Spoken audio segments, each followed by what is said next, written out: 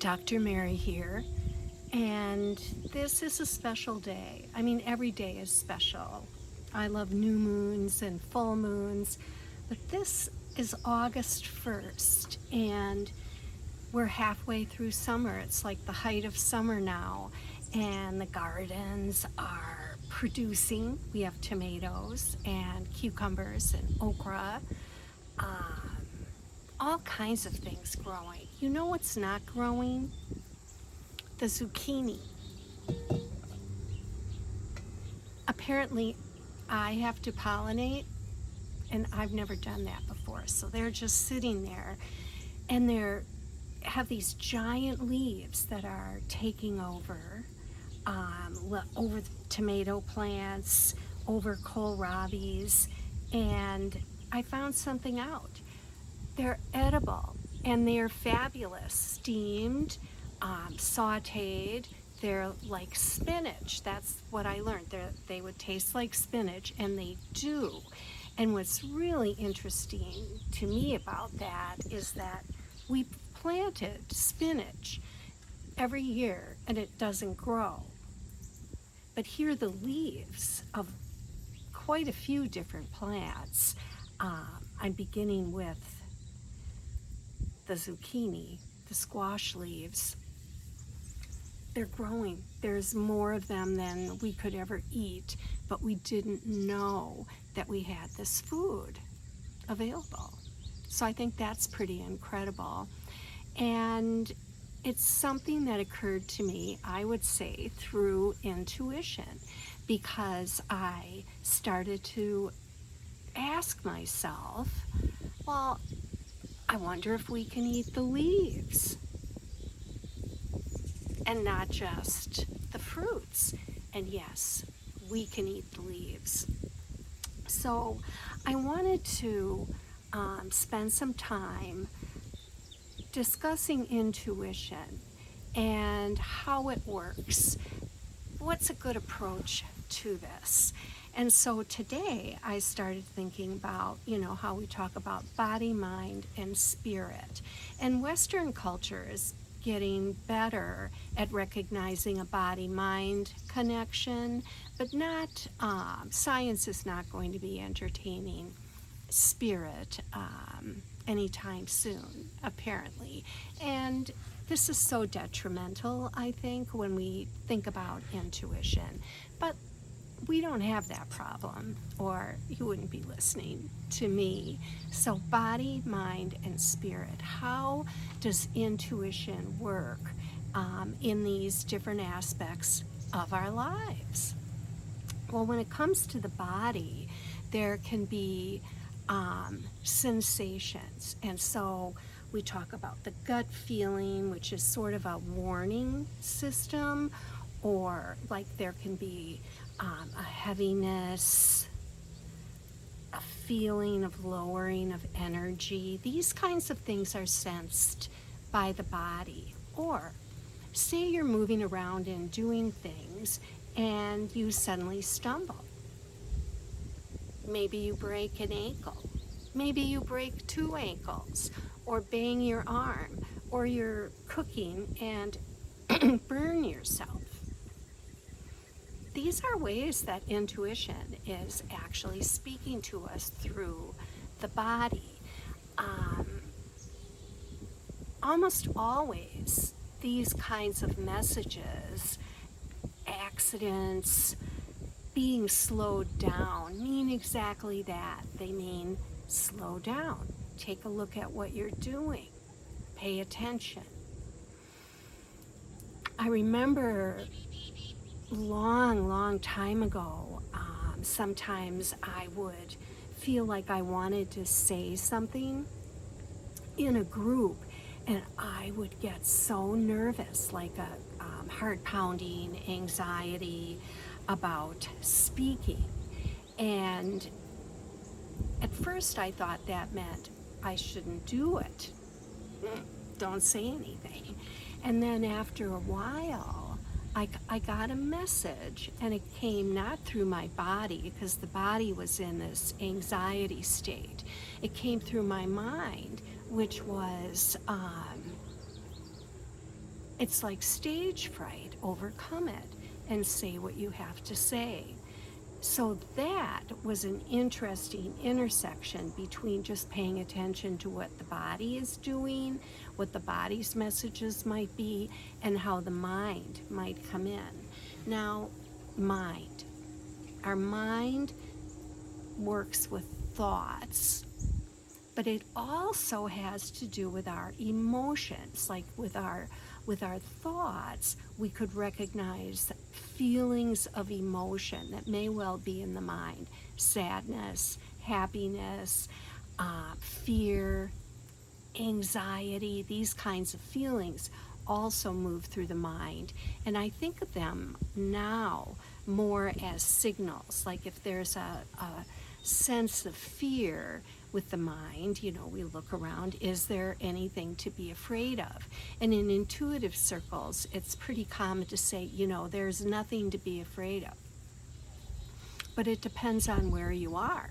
Like if you look at what's happening all over the planet, in our own, communities and cities. Here, I'm in the United States, you can look all over the world, there are some kind of scary things happening. So you do need to pay attention when you feel fear and not discount it. Look around, see what's happening in the environment. Now, what also happens in the mind that deals with intuition, besides the body feelings or dealing with emotion, are our thoughts. We have all kinds of thoughts. And there's a theory, I really love this theory, I think it's true, that the mind is like a receiver and a transmitter. So through our thoughts, we're transmitting energy out from us. But then thoughts are swirling around us from our friends, our neighbors, people we don't know, and spiritual beings. Could be your spirit guides. These thoughts are swirling around us, and we pick up on certain ones. Why? It's our intuition. If we have a certain level of consciousness where we're very angry, then we're going to pick up on things to be angry about. Yet if we have a consciousness that wants to be kinder or more loving, we're going to pick up on thoughts that will come to us and that we will spread out from us that deal with being kind and being loving. Now, controlling our thoughts, when we look at it that way, can be a really important way to change our lives if we don't like how things are going. If you do like how things are going, keep doing more of what you're doing. Now, when it comes to spirit and intuition, this is a beautiful guidance that's a gift to us.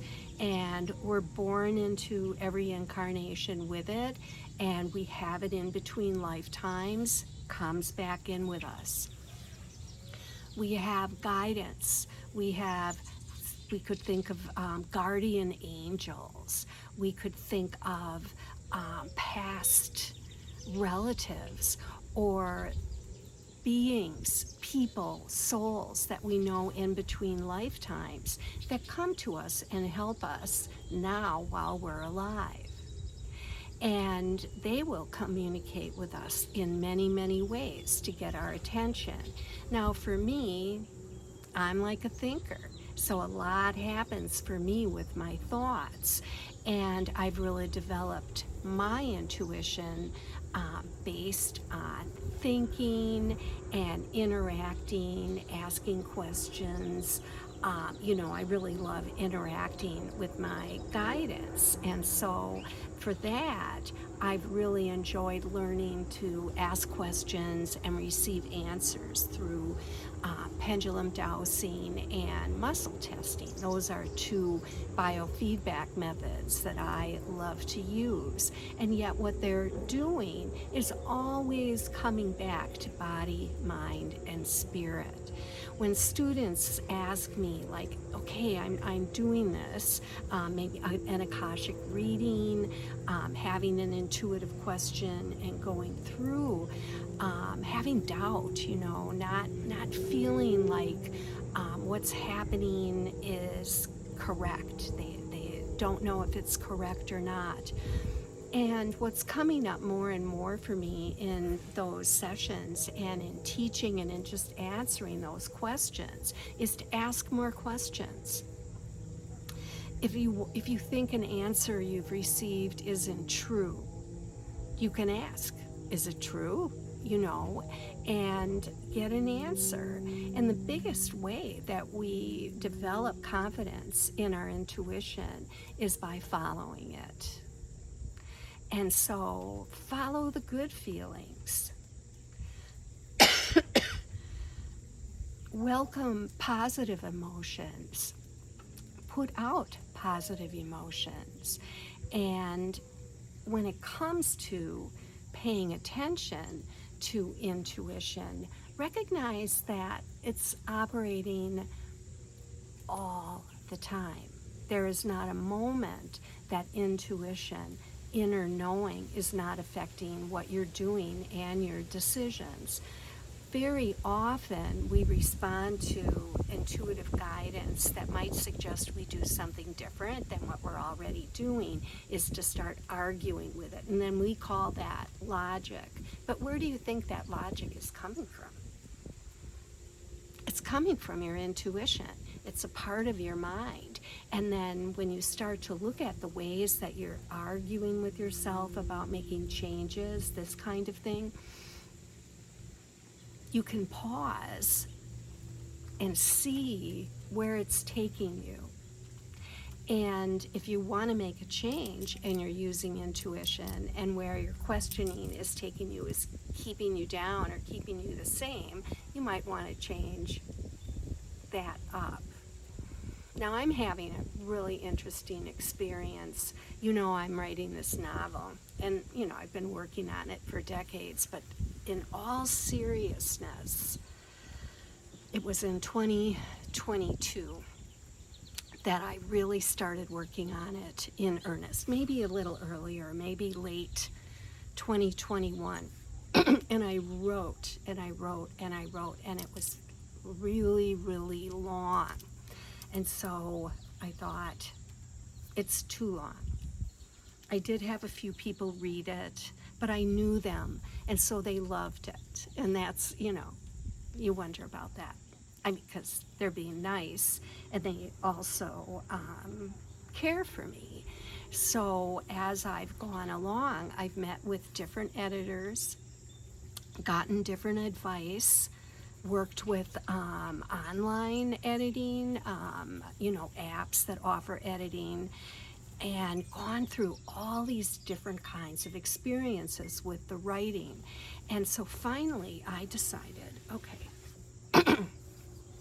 if I follow all this guidance about particular parts of the story, and I take everything out that readers didn't like, not why didn't they like it, and I mean that kind of information is there, but let me just start taking it out, and I take it out, and I take it out, and I edit all this stuff out, especially about one of the major characters that I really relate to, really strongly. And so, I took everything out, and then I ended up with a very short story, and I lost all interest in it, and I found it boring.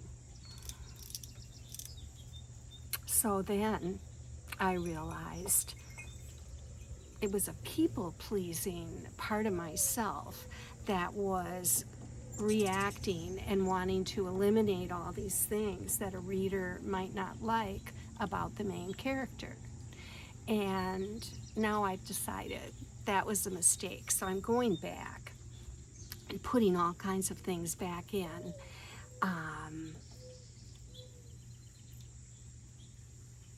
because of that one, if you saw the video I made about the courage to be disliked, I think that's really important. And so I'm going to let this character be herself and be disliked, because there's a lot of things about her that are not very likable.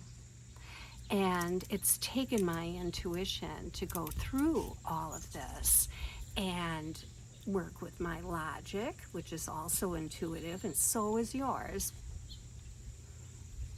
to come around to being on my path. So, body, mind, spirit, intuition is working in all these areas of life, and it's a really great idea to just pay attention. And when you know your intuition is working well for you, it's because your life is working out well. You're getting through the difficult times.